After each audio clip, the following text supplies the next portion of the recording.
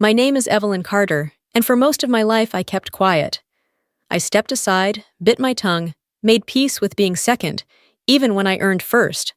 I worked twice as hard, asked for nothing, and learned how to shine without applause. So when I finally made it, when I reached a role people twice my age were still chasing, I thought maybe, just maybe, my moment had come. But my family never let me have a moment, not without rewriting it in my sister's name. That night, I realized silence had become my cage, and I was done living in it. From the outside, the Carters looked like a Norman Rockwell painting. White picket fence, window boxes spilling over with petunias, Sunday casseroles and holiday cards sent on time. People smiled when they passed our house, thinking they were seeing love through the curtains. Inside, it was performance. Polished, practiced, hollow. My father, Thomas, was a financial planner who believed order equaled control. My mother, Rachel, was a former educator who treated motherhood like a science project. When I was born, they had binders. Yes, actual binders, full of milestones and methods. I wasn't a child. I was a checklist, and I wasn't checking the right boxes. At 3, I still struggled with colors. At 5, I hated numbers. At 6, I froze in front of piano judges, unable to play the piece I'd memorized 100 times. By 7, I could see it. I had already failed them. They didn't say it aloud. They didn't need to. My mother's compliments came less often. My father spent more time at work. When guests came over, I was introduced, but never praised. When I brought home a drawing that won second place at the school art fair, I placed it on the fridge myself. Later that night, I found it in the trash. I still remember thinking, maybe next time I'd win first. Maybe then they'd notice. But I never got the chance. Because soon after, Lily was born. Lily arrived on a warm October morning, swaddled in pink and praised like a miracle. I was 6. I remember standing beside my mother's hospital bed, clutching a handmade card, and watching everyone fawn over the tiny bundle in her arms.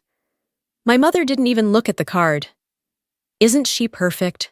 she whispered to my father, eyes shining. "Look at those fingers, pianist fingers." By the time Lily turned 1, our home transformed. The living room became a learning lab. Foreign language flashcards, musical mobiles, color-coded charts. She had a speech coach by age 2, a ballet instructor by 3. Meanwhile, I was quietly doing my homework at the kitchen table, hoping someone might notice I'd gotten an A in science. No one did. "Lily's mind is just so quick," my mother would say, not to me, but near me, like I was the wall, absorbing her disappointment. At dinner, conversations circled around Lily's milestones. The new word she learned, the dance move she nailed, the exceptional potential she clearly possessed. If I spoke up, I was interrupted. If I didn't, no one asked. One afternoon, I overheard my mother on the phone. "Evelyn? She's different, slower to develop. But Lily's our star." I didn't cry. I just went to my room, closed the door, and sat with that sentence like it was a label I couldn't peel off. It was around that time I stopped trying to impress them. I still did my best, in school, in chores, in everything. But I no longer looked up at dinner, hoping for praise.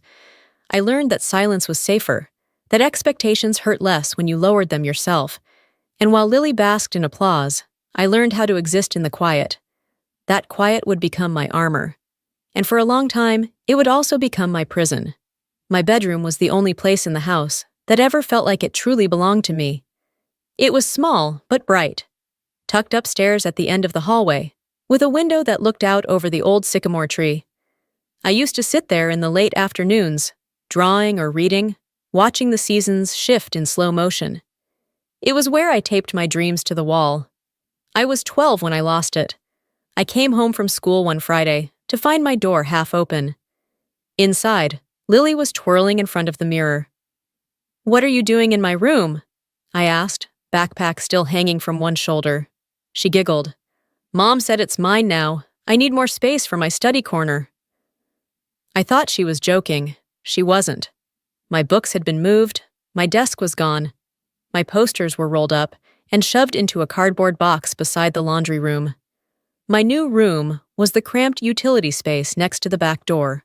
cold tile floors, a draft in winter, and no windows.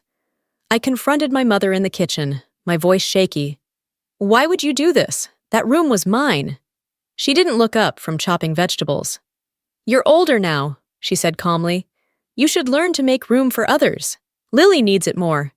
Don't make this a big deal, Evelyn." I didn't scream. I didn't cry. I just nodded, a small mechanical movement, then turned away and walked to the room that was now mine. I sat on the bed that touched both walls, stared at the blank space where my drawings used to be, and whispered something I never meant to say out loud. Maybe this is what being second really means. I got into college the only way I knew how, by working harder than anyone else. While Lily was touring Ivy League prep schools with our parents, I was filling out financial aid forms on the public library computers. My acceptance letter came from a state university, not fancy, not prestigious, but good. And they offered me a partial scholarship for business. When I told my parents, my mother barely paused her email. "That's great, Evelyn," she said, eyes still on the screen. "But we can't help you with tuition. Lily's starting an elite summer program. She needs every dollar we can spare." I nodded. I had learned by then not to expect anything. I worked weekends at a grocery store, took early classes so I could work late shifts. Some days I ate toast 3 meals in a row. My roommates went out on weekends. I stayed in, studying by a flickering desk lamp in our shared dorm. There were nights I questioned whether it was worth it, whether all this effort would ever lead to something more than just scraping by. But something inside me, some small, stubborn voice, kept going. Every A I earned felt like a silent rebellion. Every problem I solved in accounting class was a reminder. I was capable, even if no one ever said it out loud. I taped my scholarship letter above my desk, right where I could see it when I wanted to quit. No one celebrated it, no framed photo, no "we're proud of you" dinner. But it was mine. And for the first time, that felt like enough to keep going. If there was one constant in my life, it was them. My grandparents, Walter and June. While my parents celebrated Lily's science fair wins and dance recitals, my grandparents came to see me present a group project in a classroom with flickering lights and broken chairs. They mailed handwritten notes before every exam, sometimes slipping a $20 bill between the folds with a line that said, "For coffee and confidence." During winter break of my sophomore year, I visited them in their small home just outside of Pittsburgh. It smelled like cinnamon and old books. Grandma made tea. Grandpa asked about every class like he actually wanted to hear the answers. I confessed then that I was falling behind on tuition, that I'd picked up a second job and was barely sleeping. They looked at each other, then back at me. "You're not doing this alone anymore," Grandpa said. "We'll cover the rest. Tuition, books, whatever it takes," Grandma added. "You just focus on becoming who you're meant to be." I cried for the first time in months. It wasn't just about the money. It was that someone, finally, believed I was worth investing in. Their help didn't come with conditions or comparisons. It came with soup and Tupperware and voicemails that said, "We're proud of you no matter what." From then on, whenever I felt like quitting, I thought of them, of the way they clapped the loudest, even when there wasn't much to clap for, of the way they never once asked, "Why can't you be more like Lily?" Their belief in me became the foundation I built everything else on. I graduated with honors, summa cum laude, a GPA that stunned even my academic advisor. There was no party, no banner in the yard. My parents didn't come to the ceremony, but my grandparents sat in the third row, clutching a bouquet of daisies and crying through the entire speech.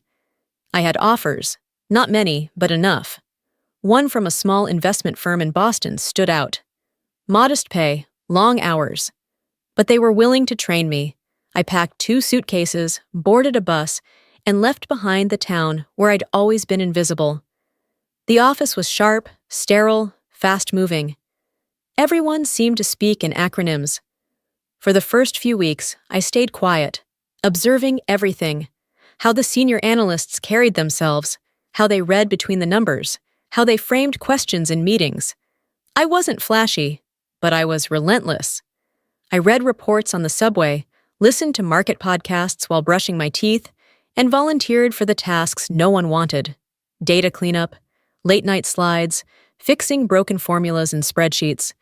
It wasn't glamorous, but slowly, people started noticing. First, a senior associate asked for my help double-checking a risk model. Then a VP complimented my clarity in a report. And one morning, when I stayed behind after a strategy meeting to fix a faulty projection, the managing director nodded at me and said, "You're going to go far, Carter. Quiet ones always do." That was the first time someone in a position of power said they believed in me, not because of who I was related to, but because of what I could do. And for the first time, I started to believe it too. 3 years into the job, I got promoted. Lead financial strategist, the youngest in the firm's history. The title came with its own office, a raise, and a level of respect I had only dreamed of. It wasn't just a promotion. It was proof. Proof that I wasn't just capable, I was valuable. I didn't want a big celebration, just something simple, intimate, a gathering of people who mattered. My grandparents, a few friends from work, maybe even my family. So when my mother called and, surprisingly, sounded excited, I let myself believe. "We should host it at the house," she said. "Keep it in the family. Make it feel personal. You've come so far. It's time we all come together for you." I hesitated. That house held more ghosts than warmth, but something in her tone felt different. And for a second, I thought maybe things had changed. Maybe she saw me now. "Just send the money for catering and decor," she said. "I'll handle the rest." I wired her $3,500 the next morning. No questions, no conditions. I even bought a new dress, navy blue, simple but elegant. I practiced my short speech in front of the mirror, not to impress, just to thank the people who helped me climb, and maybe to finally hear my own family say they were proud. I arrived early that Saturday. The front lawn was decorated with gold ribbons. Catering vans lined the street. Music drifted softly through the windows. For the first time in a long time, I felt something unexpected. Hope. The house looked beautiful. White orchids lined the staircase. Strings of lights draped across the ceilings like a canopy. The air smelled of rosemary lamb and baked brie. It was more elaborate than anything I expected. Certainly more than what $3,500 should have covered. I spotted my grandparents near the punch bowl, chatting with a few extended relatives I hadn't seen in years. It felt surreal. This was supposed to be my moment. A rare pause in the chaos where I could breathe, reflect, share. I raised my glass, ready to speak. But before I could open my mouth, my mother tapped her spoon against a champagne flute. The room quieted. "Dear family and friends," she began, beaming like the host of a televised award show. "We're so thrilled you could all join us tonight, not just to reconnect, but to celebrate something truly special." She turned toward the staircase.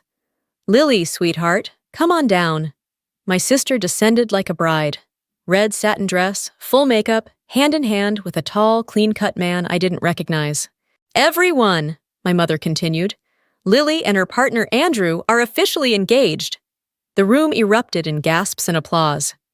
I stood frozen, glass still raised mid-air. Lily gave a teary smile, waved gently, and leaned into Andrew like this was their stage. And it was, because they had stolen it. I looked at my mother. She smiled back at me, eyes gleaming, not with pride, but with possession. Like this was always the plan. I lowered my glass. Every word of the speech I'd prepared crumbled in my throat. Every ounce of hope I'd dared to hold on to burned down in an instant. I hadn't just been pushed aside. I had funded the spotlight. For someone else. The house buzzed with laughter and soft jazz. Waiters moved between guests, balancing trays of wine and hors d'oeuvres. People mingled, complimented the decor, asked if a wedding planner had been involved. I stayed near the corner of the room, smiling politely, nodding, trying to ignore the slow pressure building behind my eyes. This was supposed to be my moment, my celebration, not extravagant, just meaningful, honest. Instead, I stood there, an observer at my own event, a guest at something I had paid for, in full. I saw Lily drifting from conversation to conversation, Her hand curled around Andrew's arm like they were royalty. Every time someone offered congratulations, my stomach twisted tighter. I clutched my note card, a simple 3-minute thank you I had rehearsed all week. I scanned the room for my grandparents. They gave me a subtle nod of encouragement. Now or never, I thought. I stepped forward, lifted my glass, and cleared my throat. But before I could speak, the chime of a spoon against glass rang out sharply. 3 deliberate taps. Everyone turned. My mother stood at the center of the room, glowing. "Family, friends," she began, voice bright and confident, "we're so thrilled to have you all here tonight. It means the world to us to see so many loved ones gathered in one place." I froze. "Tonight isn't just about reconnecting," she continued, turning toward the staircase. "It's about celebrating something truly special, a beautiful new beginning." She smiled wide. "Lily and Andrew are engaged." The room exploded in cheers, gasps, applause. Phones were raised, glasses clinked. I didn't move. I couldn't. It was like my body had disconnected from itself, like the floor beneath me had thinned into air. My mother had rewritten the entire purpose of this night, erased me, again, and done it with a toast.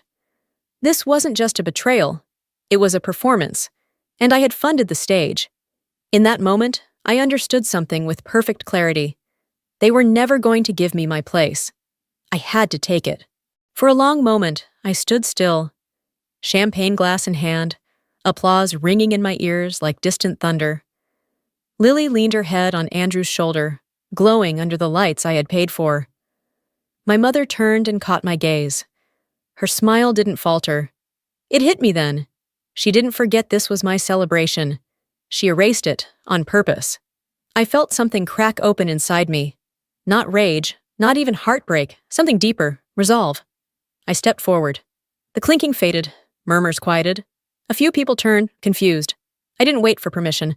"Excuse me," I said, voice clear, calm. "May I speak for a moment?" All eyes shifted. My mother's expression tightened. My father moved as if to intervene, but stopped. "This gathering," I said, lifting the note card I no longer needed, "was meant to celebrate a milestone in my life. I was recently promoted to lead strategist at my firm in Boston, a position I worked years to earn." A ripple moved through the room. "I paid for tonight," I continued. "The food, the decorations, the music, all of it." My mother agreed to help coordinate. At no point did she tell me it would become an engagement party. A heavy silence settled. Lily's eyes widened. Andrew looked between us, visibly confused. "I'm not here to steal anyone's moment," I said. "I'm here because mine was stolen, like so many others have been. This isn't about jealousy, it's about honesty, about how one child was always praised while the other was expected to stay quiet." I turned toward my parents. "I've been quiet for years. I've swallowed disrespect, disguised hurt as humility. I've made peace with being invisible." Then I took a breath. "But not tonight. Tonight, I speak. Because I've been silent long enough. And in that moment, I wasn't a background character anymore. I was the voice in the center of the room, and no one could take it from me again." The room stood still, caught in the kind of silence that follows truth too sharp to ignore. Andrew looked at Lily, his brows furrowed. "You told me this was just a family dinner," he said quietly. "You didn't mention any of this."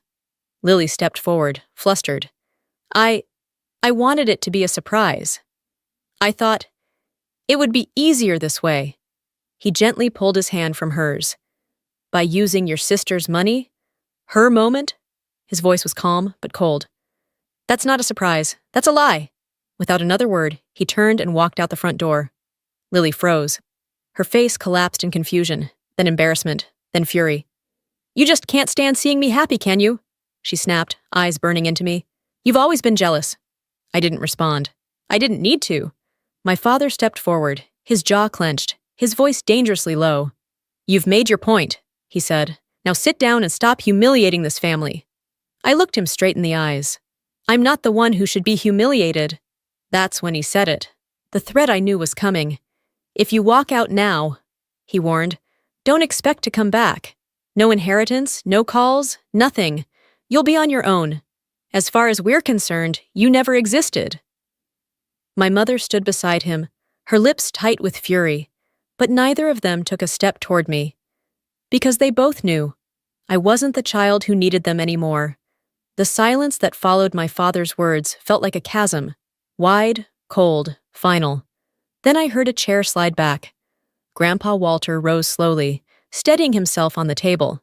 His voice, when it came, was low but clear, like iron wrapped in warmth. "David," he said to my father, "if you're going to cut Evelyn out of this family, then it's time we clarify a few things."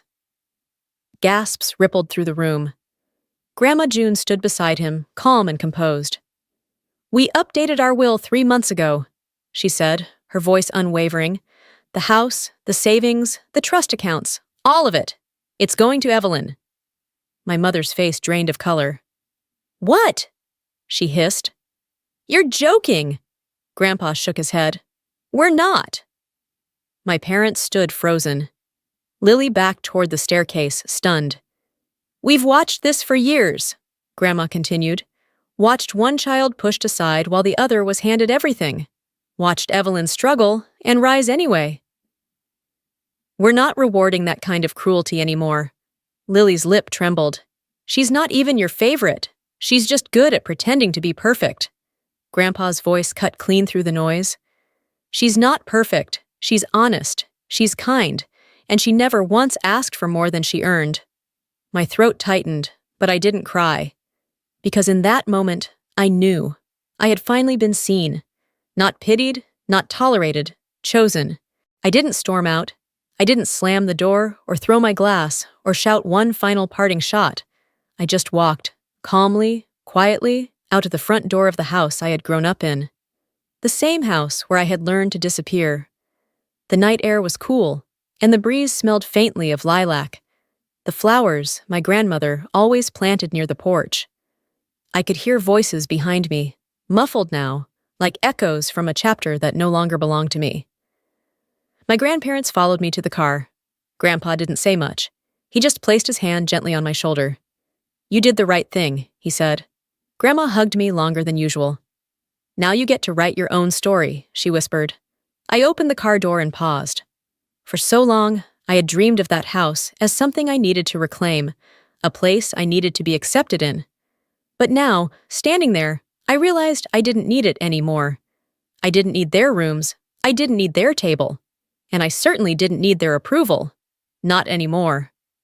This time, I thought, slipping behind the wheel, I leave with my head held high. 3 years passed.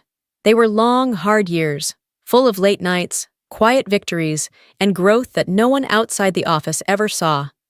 I refined strategy models, led teams through market turbulence, and built a reputation as someone who never took shortcuts, but always saw the big picture. And then, just after my 30th birthday, the board called me in. The firm's longtime CEO had announced his retirement, and they offered me the job. I didn't cry, I didn't shout. I just said, "Thank you," shook their hands, and walked out onto the city street, sunlight pouring over the skyline like quiet validation. That weekend, I brought the news to the only people who ever believed I could do it. We sat in my grandparents' kitchen, warm light, lemon tea, apple pie cooling on the windowsill. Grandma didn't say, "I told you so." She just smiled and said, "You've always been steady, that's why you rose." Every Sunday since, I go back. Not out of obligation, out of love. Because while I may have lost a family, I never lost my roots. I saw her by chance. A Monday afternoon, lobby of my firm's headquarters. She stood near the reception desk, fidgeting with her designer purse, wearing a look that was too polished to be comfortable. She hadn't changed much, still dressed to impress, still hiding uncertainty behind eyeliner and posture. "Evelyn," she said flatly, "I'm not here to apologize." I raised an eyebrow. "Then why are you here?" She hesitated. I don't get it. How you're doing so well, without anyone helping you."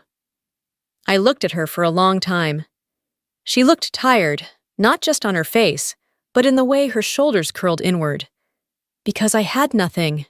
I said softly. And that's when I learned how to stand on my own. Lily didn't answer.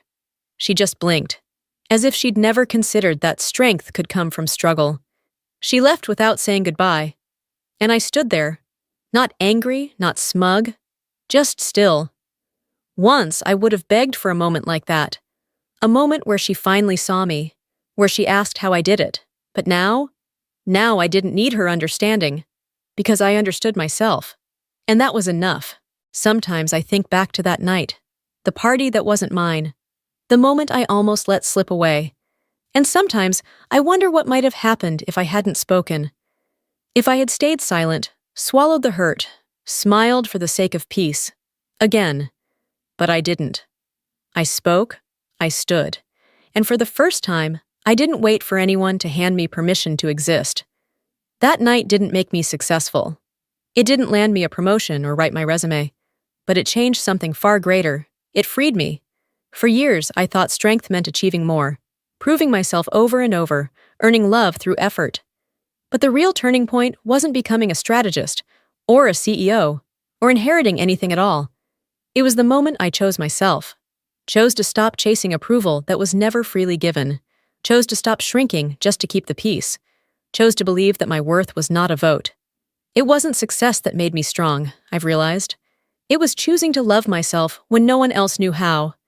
And now, I live by that truth. Quietly, fully. Some wounds never vanish.